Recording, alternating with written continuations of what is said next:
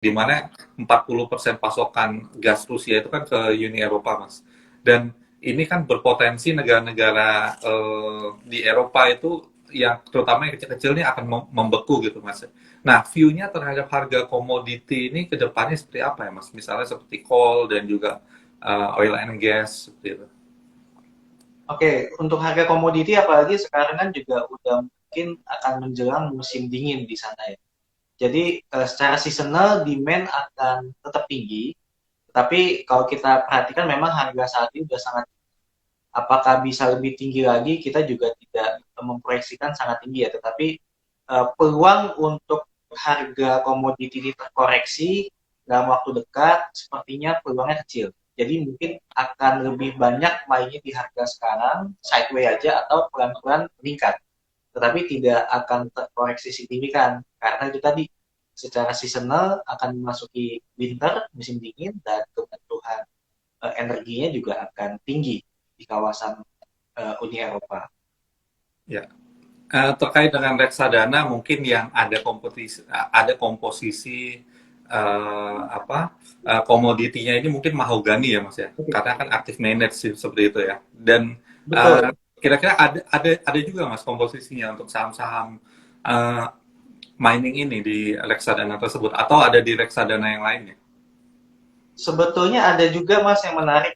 Kalau tadi saya cerita ada yang IDX 30 ya Mas. Ya. Sebetulnya Bursa Efek Indonesia itu ada bikin varian. Jadi bukan cuma Corona aja ada varian, ada varian. Tapi enggak. IDX 30 juga Bursa Efek itu bikin varian, ada yang IDX 30 Value dan juga IDX 30 Growth. Nah, kita di beberapa eh, kuartal yang lalu kita udah luncurkan sebetulnya namanya yang IDX 30 Growth. Nah, disinilah banyak sekali sebetulnya emiten pertambangan.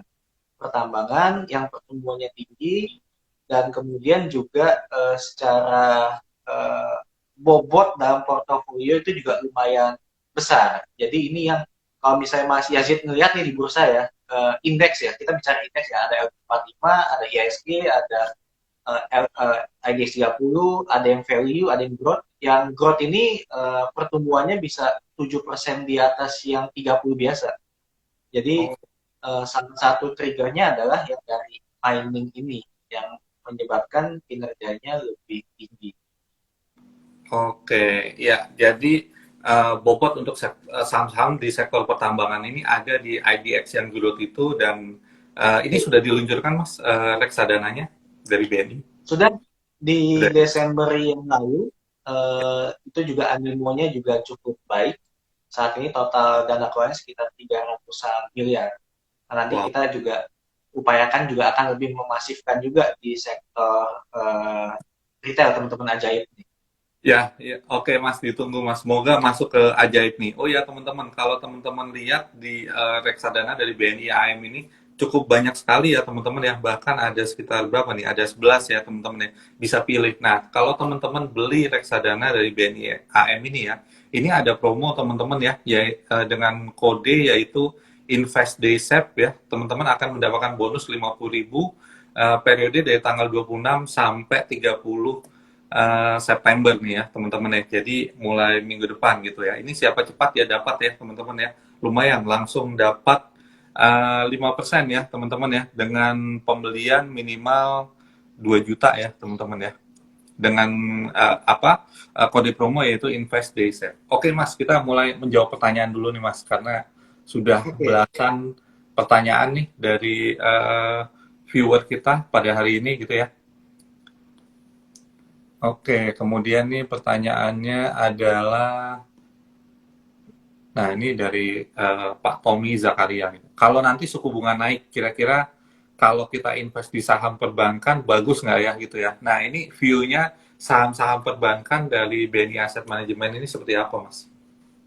oke. Ya, ini juga tadi saya mau bahas sedikit tapi belum sempat. Terima kasih Pak Tommy Zakaria atas pertanyaan. Jadi kalau kita lihat secara historis dan juga secara bisnis model perbankan, tentunya ketika suku bunga naik, yang diuntungkan itu adalah perbankan besar, big caps, yang bank-bank big banks lah, kita bisa bilang. Kenapa? Karena apalagi kalau big banks ini yang rasio kasanya, dana murahnya itu sangat besar terhadap DPK secara keseluruhan. Kita melihat Big Banks ini rata-rata rasio kasanya itu sekitar 70% dibandingkan total DPK. Nah, inilah yang akan lebih cepat diuntungkan karena ketika suku bunga naik umumnya ya kita tahu ya dari dulu bank itu lebih cepat menyesuaikan suku bunga kredit dibandingkan suku Funding. bunga simpanan. Tapi tentunya tadi ya nggak semua bank akan mendapatkan advantage ini. Umumnya adalah bank besar dan juga itu tadi dilihat dari rasio dana murahnya, kasanya besar nggak nih? Kalau itu besar tentunya akan lebih mendapatkan benefit yang Ya kita tahu lah ya bahwa di bursa ini ada dua bank besar ya. Yang pertama adalah BCA dengan consumer banking, yang kedua adalah BRI ya dengan retailnya yang super banyak gitu ya. Mungkin itu ya. Tapi kalau misalnya teman-teman di rumah nih investor ajaib Mas mau beli saham perbankan gitu ya, secara ya udah kumpulan lah berupa reksadana gitu kan. Reksadana ini kan reksadana saham ini kan sebenarnya kita sama membeli sama saja dengan membeli saham, cuma bedanya kan digabung-gabung gitu ya. Ada beberapa saham. Kalau mau ngincer saham perbankan kemudian pengen beli reksadana BNI AM nih, ada nggak Mas? Ada Mas Yazid. Jadi buat informasi juga teman-teman tadi Mas Yazid sudah nge-spill ada dua bank gitu, BRI dan BCA. Nah ini adalah dua bank yang market cap-nya juga paling besar kan. Nah kalau baik lagi kalau yang di IDX 30 ini kan sifatnya indeks. Kebetulan bobotnya dari BCA dan BRI kurang lebih sekitar 15% masing-masing ya. Ya, ya. Karena ini sifatnya indeks, jadi boleh sampai lebih dari 10%. Kalau yang kayak tadi mahogani ataupun inspiring sifatnya aktif itu nggak boleh lebih dari 10%. Tetapi karena ini sifatnya indeks, ya di bursa indeksnya BCA gede, BRI juga gede, bisa sampai 15%. Maka dalam portofolio juga mengadopsi 15% juga. Jadi dari dua nama ini aja udah 30%. Belum kalau kita tambah dengan yang Bank Mandiri itu juga sekitar 10%, dan BNI kurang lebih sekitar 5%. Jadi udah 45% sendiri dari Big Banks ini. Jadi di IDX 30 ini bisa dikatakan memang dari dulu ya sampai sekarang lebih heavy-nya di Big Banks. Kemudian juga saat ini komoditinya juga lebih bagus ya, komoditi juga cukup besar. Ada juga ya. Termasuk juga penunjangnya seperti United Tractor ataupun juga induknya yang otomotif Astra International itu juga cukup besar. Ya, kalau teman-teman cek nih di aplikasi ajaib ya untuk reksadana dari BNI AM, yaitu BNI AM Index IDX 30 ya, itu kinerjanya sangat spesial sekali menurut saya ya, di mana kinerja satu tahun tuh 17,37%. Nah, teman-teman portofolionya udah bisa menghasilkan itu belum? Kalau enggak, ngikut aja beli reksadana saham ya, indeks BNI AM indeks IDF 30. Ini kinerjanya satu tahun spesial banget ya, 17,3%, dan teman-teman nggak perlu mikirin strateginya seperti apa, tinggal fokus aja ya, yang bekerja, kemudian yang perlu sebagai khawatir juga Mas. Ya, Nggak perlu khawatir juga Mas Yazid karena betul. ini adalah semuanya bisa dibilang big caps ya, Big cap. bukan yang medium cap ataupun juga bahkan small cap. Jadi nggak perlu khawatir sampai berlebihan gitu karena isinya fundamentalnya bagus. Ya, fundamentalnya juga bagus. Secara resiko juga bisa dibilang aman ya. Di saham-saham big cap gitu ya. Nah, kalau kita lihat juga saham big cap ini penopang ISG kita. ISG kita apa ya, dalam jangka panjang itu uptrend ya, teman-teman ya. Nah, kalau tahun depan kira-kira ISG-nya berapa nih, Mas Onggo nih? Kan kalau kita lihat ISG year to date nih plus 10% ini udah pernah ke 7.300-an ya. Apakah akan bisa lagi nih naik 10% tahun depan, sehingga kira-kira ke level berapa nih ISG nih? Karena ini udah mau masuk kuartal keempat juga, Mas Onggo. Iya. Jujur kita masih kalkulasi Mas untuk di proyeksi di akhir tahun depan ya. Tapi kalau kita biasa pakai pendekatan earning growth ataupun juga pertumbuhan labanya, kurang lebih sekitar 10-15% proyeksi di tahun depan mungkin bisa tercapai sama seperti saat ini. Karena juga kalau kita lihat udah ngomongin tahun depan, terutama di semester 2 ya, memang udah fokusnya nanti mulai ke tahun politik. Oh, Tahun politik. tahun Ya kan politik. nggak berasa ya, udah mau Ya, pemilu ya, nggak berasa. Tapi di semester 2 tahun depan itu udah mulai tahun politik, namun aktivitas ekonomi justru akan lebih ramai. Biasanya akan lebih ramai di sana, baik itu acara kampanye yang offline atau yang online, ataupun juga souvenir-souvenir, ataupun dengan itu akan lebih menggerakkan ekonomi secara keseluruhan.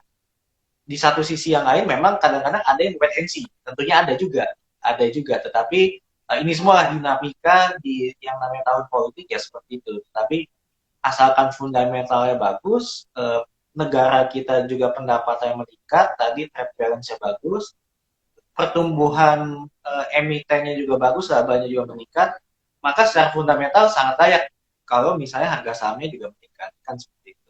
ya, betul. Saya juga setuju ya, Mas ya. Kalau crowd di masyarakat itu cukup tinggi ya, itu kemungkinan perekonomian Indonesia masih tetap akan bertumbuh lah. Kita nggak perlu khawatir selama orang berbelanja di Iya, supermarket, ya kan, di pasar gitu kan. Karena kan dari sisi konsumsi rumah tangga ini kan memang penopang betul. perekonomian kita. Beda ketika waktu pandemi ya, Mas ya. Semua orang di rumah, nggak ada yang ke mall, nggak ada Setuju. yang ke pasar gitu kan. Nah ini perekonomian kita minus sampai hampir belasan persen ya Ya, mungkin waktu itu ya. Nah ini mungkin ya seperti itu. Mas kalau sektor-sektor unggulan nih dari BNI AM kira-kira yang bisa diperhatikan apa aja sih? ya tadi sebenarnya bisa dibilang dua itu ya Mas, yang orientasinya ekspor ada di mining, Ya. sama yang banks tapi khususnya big banks. Ya bisa Oh, dibilang hanya 4 bank lah saat ini yang ada di Indonesia yang mendapatkan benefit ketika suku bunga ini pelan-pelan dinaikkan. Jadi ya. andalannya ya dua itu sebetulnya. Kalau misalnya dari sisi konsumer, properti gitu ya, apakah ini bisa dilirik juga karena kita lihat saham-saham properti kok malah naik gitu suku bunga mau naik ini apa colong start apa gimana? Ada anomali ya di properti ya. Kalau Ada kita nomor perhatikan, ya ya ya penjualannya juga kita ada peningkatan juga. Apakah misalnya punya hmm, uang dari hasil usaha di bidang pertambangan gitu ya, sehingga daya iya belinya betul. terjaga. Atau enggak colong start sebelum suku bunga naik sehingga penjualan properti naik gitu ya. Tetapi secara umum Ya, gimana nih pandangannya di sektor properti ini Mas Onggo? properti sebetulnya kalau yang memang emitennya banyak, penjualan developernya dari mortgage, tentunya tadi mungkin ada yang colong start betul, tetapi untuk itu kan sifatnya hanya sementara ya. Oh Sementara sementara. sesaat sebelum naik nih, sesaat sebelum bunga naik. Tetapi setelah periode naik, kemudian naik lagi, mungkin udah mulai melambat. Nah, itu yang bagi developer yang banyak di menggunakan mortgage. Tapi kalau misalnya yang banyak menggunakan customer yang membeli cash bertahap kepada developer ataupun juga cash keras, sebetulnya masih cukup bertahan. Tapi overall sebetulnya kurang begitu bagus buat properti untuk 3 ataupun juga 6 bulan ke depan akan terjadi apa ya, bisa dibilang penyesuaian lah atas bunga yang naik ini. Dan juga kita lihat kalau bicara juga nih tahun depan kan pemilu. Umumnya investor jarang mau yang ke aset-aset yang tidak liquid seperti properti. Lebih baik menunggu dulu, wait and see. Jadi kita Oh, melihat juga secara logika, secara historis juga sebetulnya masih belum begitu bagus untuk properti. Nah, lain ceritanya untuk consumer. Consumer memang para emiten ini dihadapkan dengan kenaikan bahan baku. Benar-benar apa ya, kelimpungan. Bahan baku kan BBM naik, kemudian juga harga gandum ya. kebutuhan raw materialnya naik juga. Belum ada permasalahan supply chain yang memang ada bahan baku diimpor, itu juga lambat datangnya. Nah, tapi balik lagi namanya consumer, biasanya masih tetap dibutuhkan. Yang dikorbankan adalah margin keuntungan dari si penjualan barang konsumernya ini. Jadi emiten mau nggak mau ya sudahlah, untuk menjaga volume penjualan, biar tetap market leader di pasar, jadi mereka sering mengorbankan margin. Jadi memang tidak separah properti sektor ya kalau kita bicara ya konsumer ya, tapi tidak yang superior banget, yang bagus banget ya masih di tadi di orientasi ekspor atau mining sama big banks. Mas mau nanya nih, kalau misalnya saham Yes. saham terkait dengan teknologi itu view-nya gimana? Ada potensi nggak? Sebetulnya teknologi ini cepat atau lambat akan banyak digunakan ya, tapi yang susahnya ada valuasinya mas. Jujur valuasinya ini nih, yang kalau kita ngelihat tren di Amerika pun juga secara jangka panjang teknologi ada, tetapi setahun terakhir, 12 tahun terakhir ditinggalkan juga. Banyak yang bilang ya valuasinya udah terlalu ketinggian. Nah, di Indonesia apalagi khususnya sangat sulit untuk mengukurnya. Jadi kadang-kadang untuk memitigasi resiko sekali lagi ya, lebih baik yang bisa dikatakan probability-nya tinggi ya balik lagi ke yang tradisional ya big banks dibandingkan eh, teknologi yang sulit untuk diproyeksikan. Ya. Nah, di luar big bank sini kan ada juga nih bank yang terkait dengan teknologi, yaitu bank digital ya. Misalnya seperti ada Bank Arto, Bank BBB, kemudian ada bank juga ya, Bank Aladin Syariah ya. Eh, Kemudian ada Bank Raya juga mungkin ya. Nah, ini potensinya ke depan juga ada nggak, Mas? Oke, Terkait bank-bank dengan digital tentunya potensinya ada ya Mas. Namun balik lagi, apakah semuanya ini akan pertumbuhnya sangat bagus dalam waktu singkat? Nah, ini kan perlu ada kita review, kita lihat juga gitu kan. Tiap bulan, tiap kuartal untuk kita lihat mana sih sebetulnya yang market leader di kategori bank digital ini. Oke, ya memang kan kalau kita lihat sekarang kan banyak tren ya Mas ya. Misalnya berbelanja dengan pay later gitu ya. Kita lihat yang sudah menawarkan pay later cukup tinggi, misalnya ada BBHI, Alobank gitu ya, kemudian ada BBEB, kemudian ada juga mungkin Bank Arto dan bank lain-lainnya. Mungkin bukan untuk jangka waktu dekat ini ya Mas ya, mungkin ke depannya mungkin kita perlu lihat lagi, masih wait and see gitu ya. Nah, kemudian kalau kita lihat Mas, sektor infrastruktur nih, kita lihat kan cukup menarik juga ya. Kalau kita lihat ada pertumbuhan lah secara year to date gitu ya. Nah, di dalam ini ada seperti saham-saham seperti Telkom, kemudian Tower gitu ya. Kemudian ada perusahaan-perusahaan telekomunikasi gitu kan. Nah, ini view-nya seperti apa? Rata-rata kan mereka mau punya utang yang cukup besar nih Mas Unggul.